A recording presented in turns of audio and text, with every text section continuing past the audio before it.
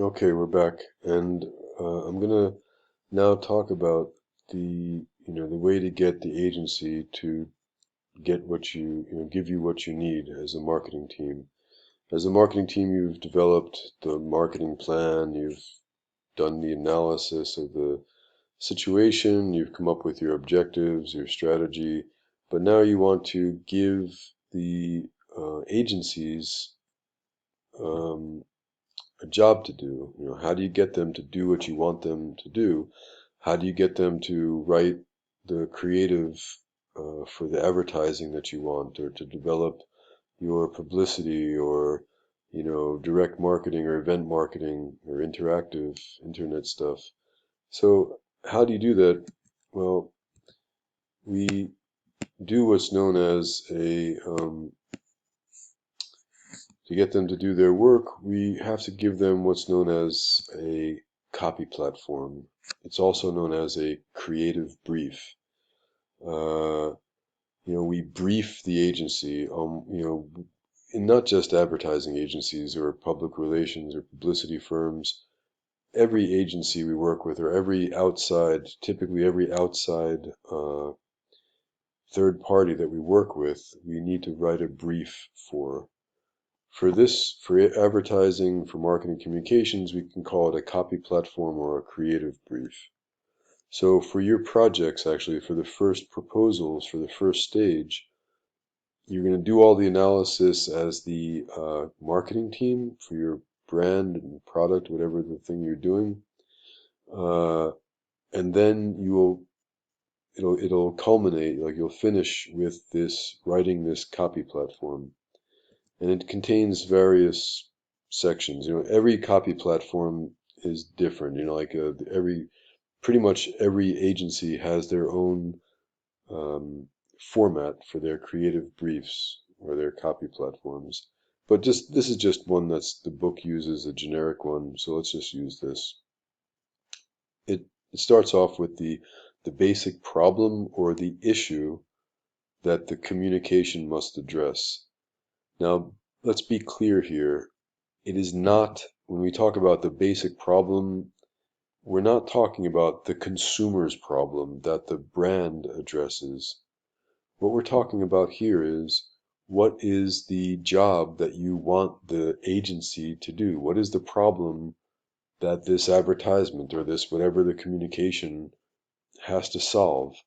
So, for example, if you're launching a product, you would say, well, the problem is that we're launching this new product and we want to have a integrated marketing communications campaign to help support the product launch.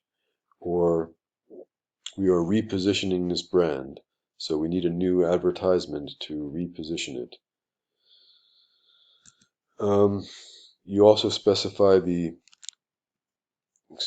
advertising or communication objectives, whatever objectives that you've written after you've done all the analysis. You include a target audience description, and not just like saying, well, 18 to 30-year-old men and women. No. You describe in details, give a profile of that target audience to make it as clear as possible for the advertising creative team to be able to understand who they're speaking to and how they should speak. You give a brand positioning statement or a brand image description or both, again, so that the agency team knows everything they need to know about your brand in order to understand how it's positioned, right? That's the most important strategic issue. You'll give a list of the main competitors, not just a list by name, but you'll describe a little bit about them, their relevant, what their position is in the market, some details about them. You also give key facts that are useful for the copywriters, the creative team, including things like, issues about the brand's identity, the symbolism, the brand associations, the packaging details, whatever findings you have about consumer research, how it's used, issues about the product's brand's performance, its effectiveness, the competitive information, maybe how it's made, if there's anything special about how it's made, or anything about the history of the brand. The goal here is to tell everything, educate this copywriting, the creative team, because today they're working on your brand, but tomorrow they're working on something else. Yesterday they were working on something else. You know your brand inside and out. They don't. So in order to get them up to speed, in order for them to be the most effective that they can be, you've got to tell them all these details, and this is going to help them to be creative. This is going to help them find creative solutions, help them have insights into, really how to get the job done the best way. This major selling idea or key benefits to communicate, this we'll go into more detail in the next lecture when we talk about major selling ideas. Basically, you can think of what's the approach used uh, to deliver, to create the brand's um, pull. What is it that the you know what approach is being used to um, what's the big idea basically behind this advertisement or campaign. What's the creative approach to selling the product, or making consumers want the brand. It's a bit ambiguous at this point, but you can think of it, one major selling idea, one type of approach is to use positioning. We talked about different positioning strategies, if you remember. Another is, brand image. Uh, the idea here is that the reason this is here is that sometimes brands will use the same major selling idea, or the same strategy, the creative approach, for their entire lifespan, like decades, like Hertz, not Hertz, Avis rental car is, they say like, we're number two, so we try harder. So that's the major selling idea, is that they're number two. That's like their positioning strategy.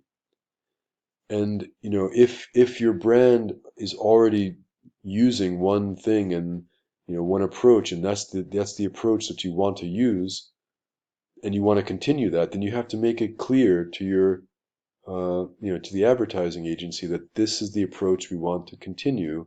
Like, for example, Suta Sharan, Chalkala, right? Let's just assume we wanted to use and continue Chalkala for many different years, but just use different music or a different approach, or our brand's key benefits are natural refreshment, let's say something Doğal Serinlik, and that's what we want to communicate. So if you don't have a major selling idea, or you're not sure how you want to, what kind of approach you want to use, at least list the key benefits that you need to communicate. What are, the key most important things that are going to drive consumers to want your brand. And finally, the last part is just any supporting information and requirements. Like, for example, you might say, well, we want to make sure we use the logo and the colors very prominently. And we have some legal information, like, saying that see a doctor, if you experience any of these following side effects, or batteries not included, or your mileage may vary, or, so oftentimes, certain types of products have just requirements. The brand team says we want this to be in it, or legally you have to put this information in the advertisement. It may be like that. Okay, so that's the copy platform, or the creative brief as it's also known. And here's just some examples. I'll put them onto the O2 class. And you'll see that they're kind of similar. Um, Creative work plan, they call it. This one they call it a creative work plan, and a creative brief. And these different agencies just used various different approaches. Um, Now, normally this evaluation of the IMC program, this chapter is like one of the last chapters in the textbook. But I wanted to bring it here because, we were doing objective setting, right? We set the objectives for this communication program for advertising. And then the question is, well, how do you know you've reached those objectives? And the answer is that you need to somehow have a way of evaluating the effectiveness of your advertising or your marketing communication. So that's why I'm now going to turn to this evaluation of the IMC program. Here it's at the bottom, monitor, evaluate, and control. But again, I just want to make it, next to the objectives so that you understand that when you set objectives, well, you need to have some way of measuring whether or not you reach them, right? So, first of all, we can talk about there are reasons for and reasons against evaluating. Like, you know, obviously evaluation is good, right? It tells you have to figure out whether you're doing something successfully or whether you need to do something different or take corrective action. Um, and so that's why you should do it. So you avoid mistakes or you make the best decisions. Um, I'll get to that in a second. But why you may not want to do evaluation, what's some reasons against it? Well, for one, it's expensive and it's time consuming. And, not in every case do you need to, uh, measure the communication effects of your advertising. If you could, if you had the money, like for the biggest, obviously for big, very sophisticated companies that are marketing oriented, like, Unilever or Procter and Gamble, they're going to have, always use a very, prominent research agency to evaluate the effectiveness of their advertising and marketing communication campaigns. But for smaller companies, they often, they can't afford it, so they're going to evaluate the effectiveness basically by just looking at sales, or getting feedback from consumers, perhaps. But the question is, well, how will research be used? Um, is it necessary to benchmark? To answer the first question, how will it be used?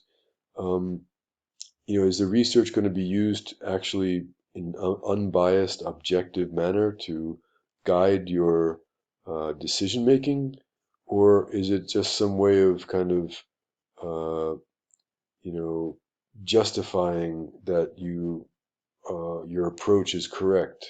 Trying to prove to your boss or to the general manager that that this is something that you're doing well, or to kind of, um, you know, like to just basically justify what you're doing. If the research is going to be used in a very objective way and it's necessary to use to make corrective action, then you should do it if you can afford it. But if it's only going to be used to kind of,